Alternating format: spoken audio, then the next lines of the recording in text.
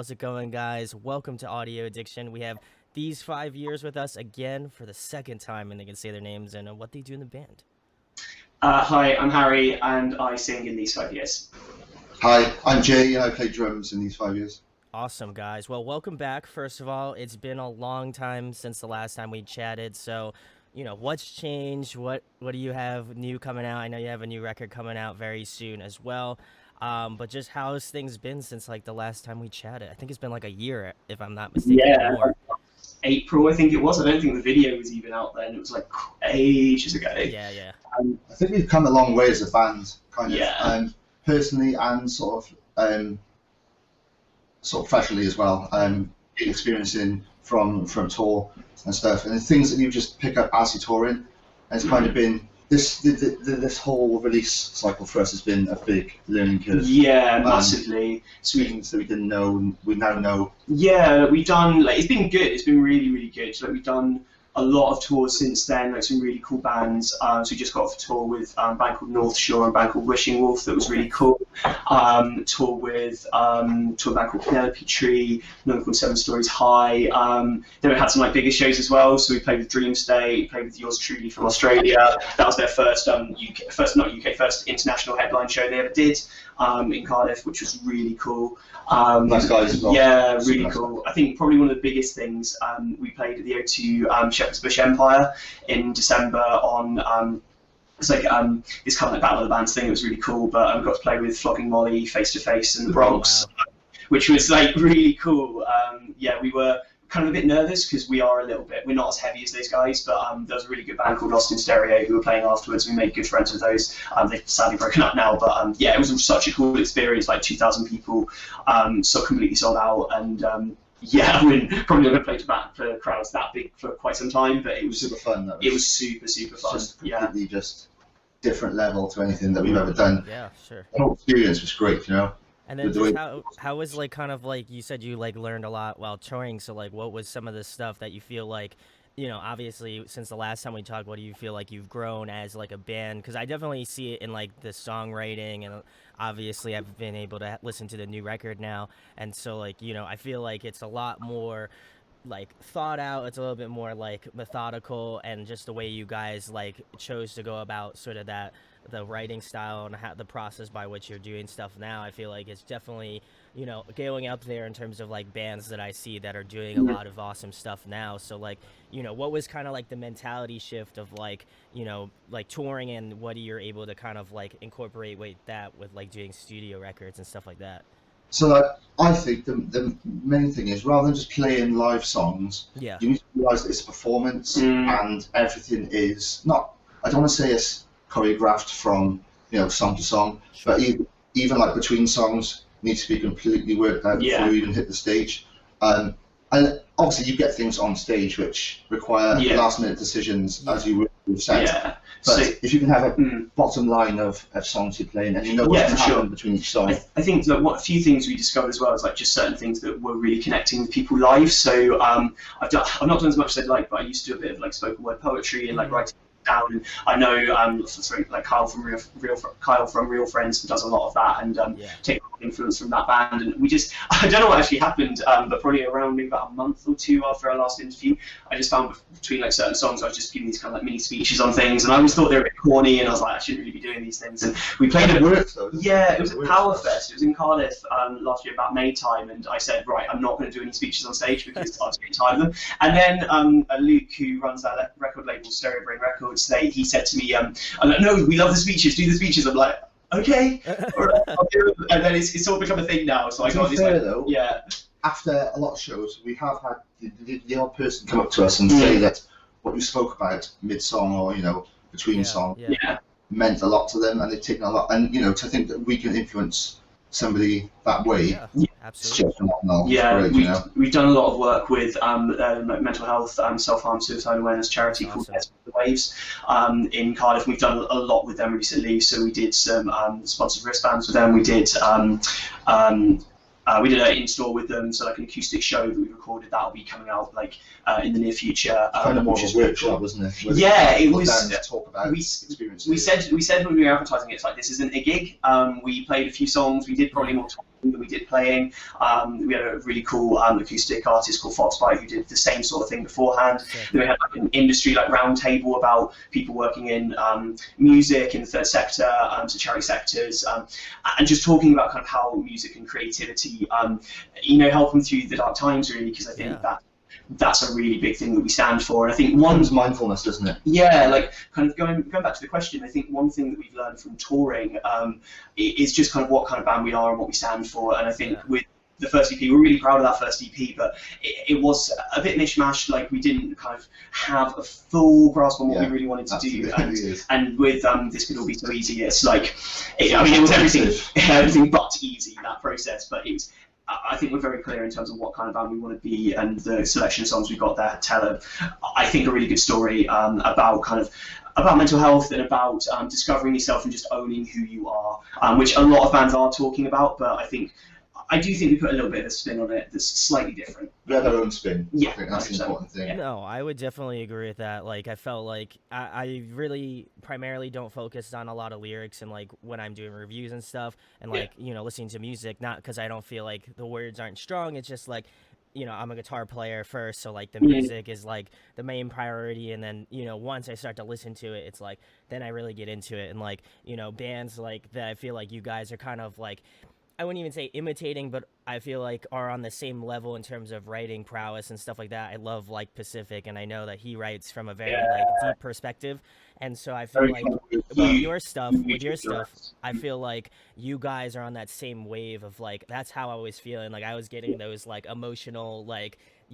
jitters and stuff, because it was like I may not relate to something like that, but like I can put it in my own way of like processing it and thinking about it and being like, yeah, like I've definitely felt that way before. And like I think that's one of the beautiful things about like music, and that's why I love doing this sort of stuff, is like people all come from different perspectives, different walks of life, and it's cool to see somebody being so vulnerable and like writing it out on a piece of paper or like typing it out on a computer, and then actually like being on stage singing it, and other people like singing back. Do you feel like like when you're at shows and stuff, like especially for like your local area, do you feel like people have like started to follow you, and like I'm sure it must be gratifying?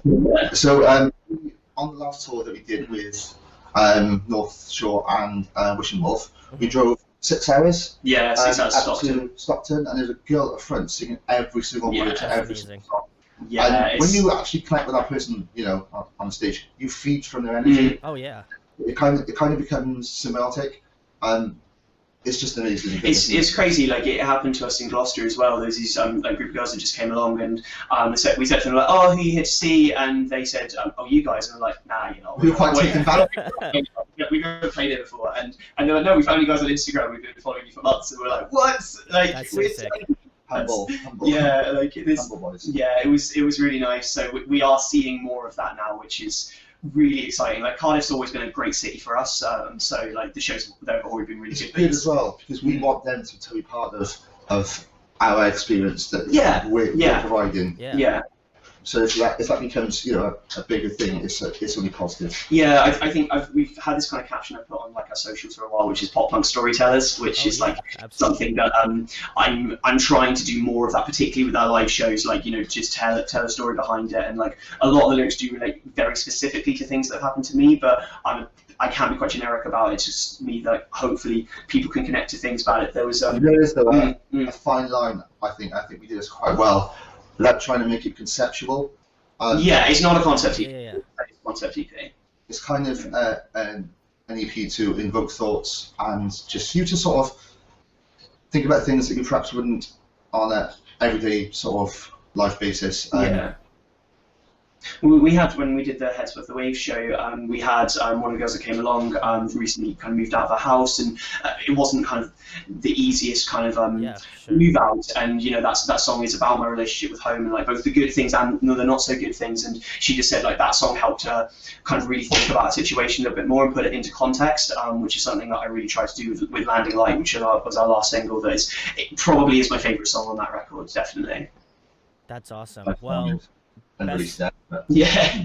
Best of luck to, obviously the release and stuff like that. So, we're gonna kind of delve more into it, but like, what was one of your favorites that you like worked on in the studio that you feel like, started off maybe not the way you wanted to, but kind of formulated into something that you really Ooh. enjoyed?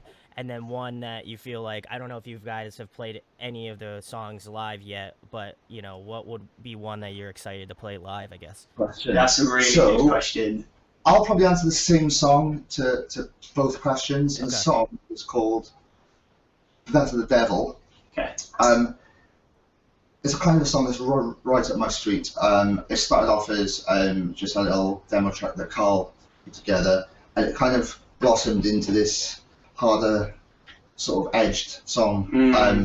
And then when you kind of put your spin on it a little bit as well, and kind of added in your vocals, it just took it to the next level. I'm well excited to play that live. It's a really interesting one. So it's the opening track from the EP. It wasn't designed that way.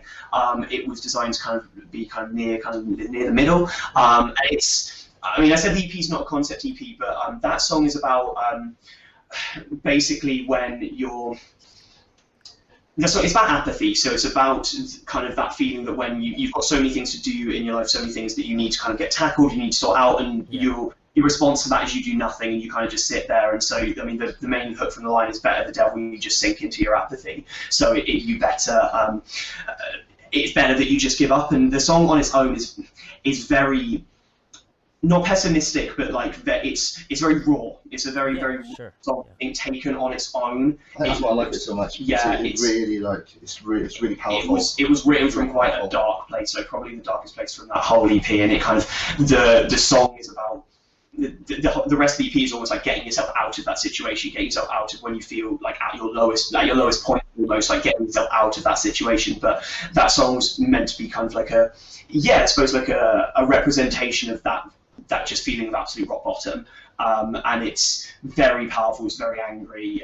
It's probably got like Trash Motor, one of our biggest influences. And it's got we take a lot of influence from them on that song. And it's a lot of fun to play. It's got drum parts that took ages to get us to. Like I'm just going over the same drum part ages and ages and ages. I was like, again. But got there in the end.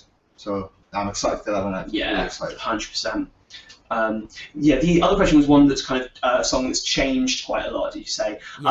I think we talk about unreleased songs now, so we might as well talk about this one as well. So the final track on the EP was a song called Mea Culpa, which means through my fault, and it was written quite early on, but it changed massively. So it was a song.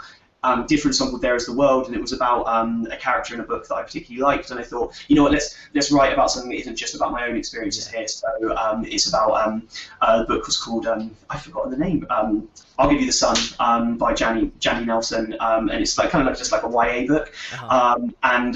So I'm just a bit about me. I'm bisexual, and the song is about as a gay character, and it's his first night he kind of spends with his boyfriend, and it was a really nice kind of moment, and I wanted to kind of try and tell a story about that. And then we got kind of halfway through writing it, and I realised that I don't know whether it was really my story to tell, and I didn't know whether I was doing it enough justice. So then I changed it, and I changed it to really. Completely different, and it was a kind of song about a conversation with my actual boyfriend about how I'm always very apologetic, like I'm always constantly. I know that. And it's horrible, like it's really, really horrible. I tell you off for it, don't I? All the time. Nothing to apologise for. Yeah, it just, and that kind of feeds the anxiety, and we talk about the devil, and we ended the song, and we kind of, when we were kind of practicing it, Jason started doing this kind of really like ambient kind of drum fill, and John and Carl doing these really kind of like almost kind of like Holding Absence style, like really ethereal kind of guitar stuff, which is not the sort of stuff we do at all. It kind of works, doesn't it? Yeah, and so the song. The end of the song kind of became its own beast as well. So that originally was just kind of an extended outro, and then it became its own thing, which was awesome. And that song's about, so the Mea Culpa was about kind of me feeling like I'm always need to apologise for every kind of aspect of my personality, and the final track afterwards is basically written from the perspective of my boyfriend telling me, you are perfect as you are, and you don't need to change anything. And it's when it's kind of seen with that at the end, I think it's a really lovely piece. And when we heard it back, it was amazing. So sonically as well, though, they're both completely so far apart. Completely different. It's quite interesting, actually. Yeah, because we talked about doing an acoustic song, but yeah, we decided in the end to not quite do one, and that kind of became something similar. Yeah, and it's really sort of, that last track is really nice to kind of just put on headphones, close your eyes, and just get lost in the track. Yeah, sure. So it's just nice to do something different as well, and I think it's a really nice end to the record. It's ending as well. So yeah, Luke said he cried when he heard it. Oh, there you go. Yeah, there we go. Just saying. Awesome, guys. The next thing is like, who are some of the bands that you were listening to during that time that you feel like, I mean, obviously I know Trash Boat, like Pacific, but like, were there any other artists that people wouldn't have like necessarily expected, like either in terms of like a lyrical perspective from you, Harry, like, you know, like from like, you know, artists that you admire and like kind of wanted to inspire to write from, or, you know, Jason, in terms of like the drumming standpoint, like were there any artists that you were like, besides the ones that like we talked about the last time, were there any like new additions to that? I'll give a really funny answer to begin with. So there's a line I wrote, which I won't say the line just in case, but my boyfriend messaged me and he was like, "That's an Ellie Goulding lyric." She's a pop artist in the UK, and I was like, "No, it's not." And he was like, "Yeah, it is." And I was like, "Oh god!" But I really like the line, so I was like, oh, "Just say it, I don't care." So if we get like a copyright thing, yeah, it's slightly different. I'd say for me, from playing drums, there was one part where this fill just came in my head, and I was listening to a lot of hardcore at the time. There's a band I like called Your Demise. Yeah. A track called The Blood Stays on the Blade, and they had this really nice snare fill that just leads into verse 2, and I was like, that could apply really nicely in this part of the song. So I kind of I spoke to the guy who was working with this. I was like, I'm just going to put this in a second. He was like, yeah, man, fine. So I was just like, yeah, started playing. It was just like amazing, spot on. So yeah, I was kind of say around that time I was listening to a lot of heavier stuff. Maybe it's come out in my style of play. Yeah, it's definitely like particularly like Better the Devil and Better the Devil May Cold were actually like quite heavier songs for us. So we were listening to a lot of that stuff. It's kind of been a lot more. I don't want to say like technical stuff. It's, you know, I brought in like quite a lot of ghost notes and stuff, and different things that was completely so far away from release 1. Yeah. I think like lyrically, I mean, it's such an obvious reference point, but the Wonder Years are one of my favorite bands. Obviously, his like Soupy's writing style has always been something that I've really admired. So they're lyrically have always been one of the biggest influences on me. Real Friends as well, big influence. On drums, I'd say Ryan Torf from So Far. He smashed it every part. It's just his style of playing. It's just great, and it suits the music.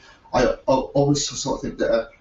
It becomes easy to overplay songs. Yeah. Sure. If you can play to the music and what is sort of what's the word I'm looking for, sort of required by the song, and it just works so much better rather than, you know, every single song just overplaying. Just hard, yeah.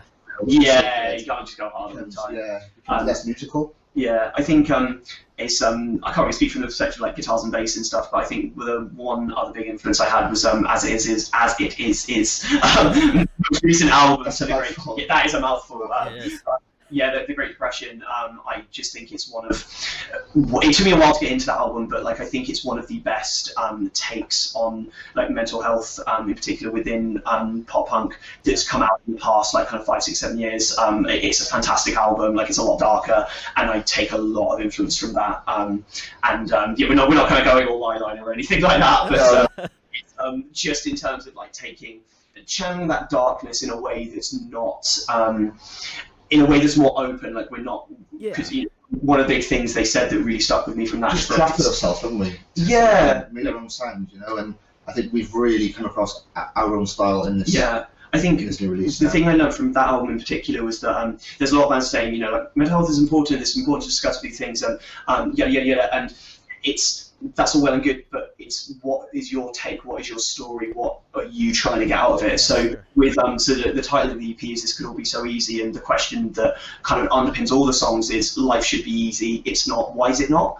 Like, we know the things we need to do to get better, we know the things we need to do to repair relationships, to look after our health, to be the best people we can be and like self-actualize, but we don't do it, and like most people don't do it. And the whole EP was thinking about that, and I think as it is, the album does a really good job of thinking about that question as well. So yeah, taking that theme of mental health but looking at it in a different way. I think the EP does do that quite well. Absolutely. Yeah. I feel like you guys brought a different perspective to that, and that was like one of the things that, like I said, for the few songs that I was able to listen to, like I was like, it's cool to see, you know, somebody take it from, you know, a perspective that like we all know these are all things that we struggle with. Like I can even say that I do too, but like, you know, I feel like it's the honesty behind what people are saying. Like so many people can say like, oh yeah, like depression's terrible, like, you know, and yeah, of course it is, you know, I'm not underselling it whatsoever, and the people that deal with it, you know, I know people that deal with it, I've dealt with it on, you know, a few occasions for sure, and you know, I think it's the like straightforwardness of like, you know, this shit sucks, but like you can do it. Like there's a community, there's a people that can do it. Like, you know, if you want to come to me, if you want to come to these guys to talk about your issues, like definitely feel free to reach out, and like it's okay to talk. Yeah, it's okay to talk. Like I feel like people underlie it as like,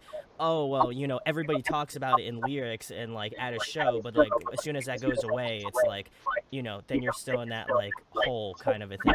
Yeah, definitely. It's keeping in mind like the good times, and keeping in mind those things that are going on when you're in those kind of dark patches. And like I think the thing that everyone struggles with, like almost everyone I've met is really good at giving advice to other people, and are very sometimes quite hard to kind of take on board their own advice. And also, you know, when you're in that kind of moment where, you know, if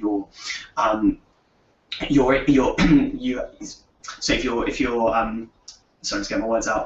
If you have depression, or you have anxiety, or whatever it is, and like you're in those moments where you just feel like you just can't get any lower, sometimes knowing those coping mechanisms is really, really hard. And I actually spoke, not here, actually, in my other job, we were talking about coping mechanisms, just generally at work, having a conversation about well-being, and I said, people need to understand that the creation of coping mechanisms is in itself a creative act. So what I mean by that is, like, you might find that, you know, painting is really good for you. You might find that singing is really good for you. That's good for me. One thing I've discovered, partly through this guy actually, is I really like cooking. Like, I find that cooking is really, really helpful. And I wouldn't have discovered that without, you know, just kind of him posting in our Discord, being like, this is what I'm having for dinner tonight.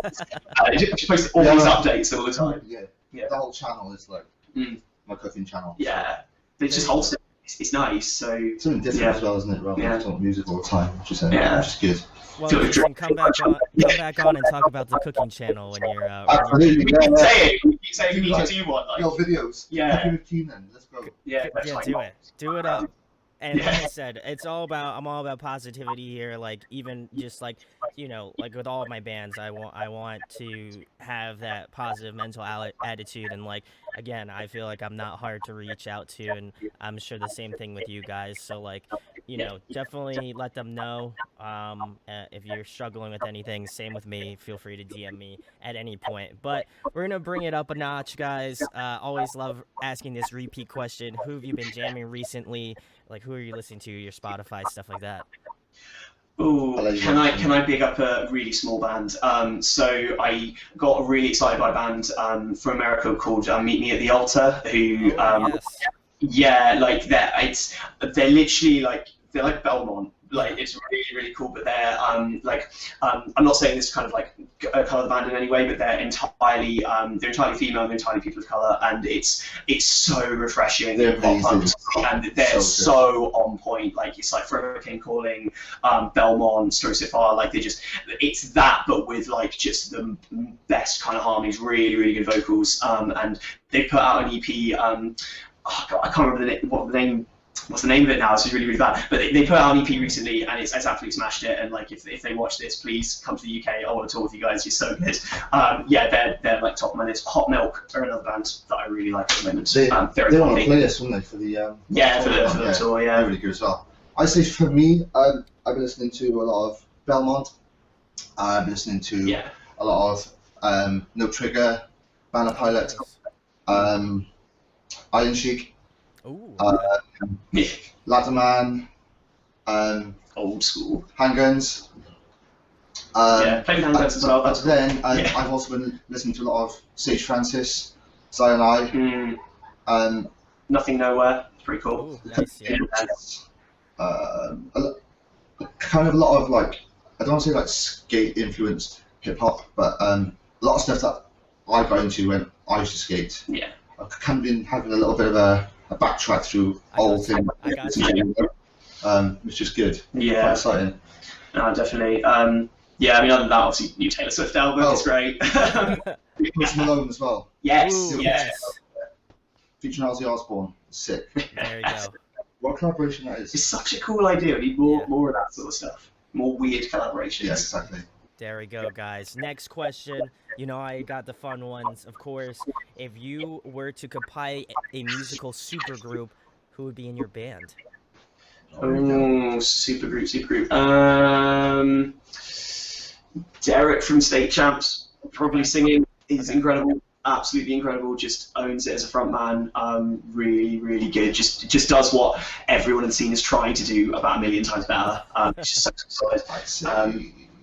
Drummer from Belmont. Yeah. Yeah, Okay. he's just phenomenal. It's just out this world. The stuff he plays is just like, nope. Yeah. I'm trying to think now. I don't play a lot of guitar anymore. Yeah. Oh god. Where's John and Carl? Kind of need them. Let me think. I mean, we could go Slash. Go Slash. Should we go with Slash? Yeah, You will go Slash. Alright. That's I like that. the weirdest group in the world. Okay, Tom DeLonge. There we go. He can't sing. He's not allowed to Okay, sing. so he's just playing guitar. You're going to be really weird. It's going to be really weird. It's the easiest group in the world. There we go. We started serious and then it just got weird. Decided to get our records and come out. Yeah. I'm about that. No bass player. You're just gonna have the bass. No, it's all. That's all backtrack, right? Awesome. Love you, Adam. I love you too, Adam. Next question, guys. If there was one album you wished that you wrote, what album would it be? Ooh.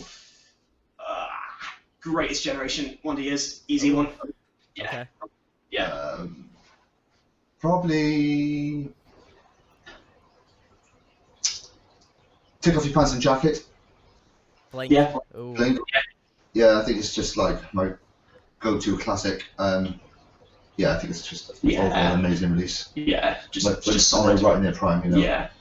There we go, guys. And then the last thing, the most important thing, tell them about your band, tell them about the new EP, and where they can find you at, and what's going on in the next couple months.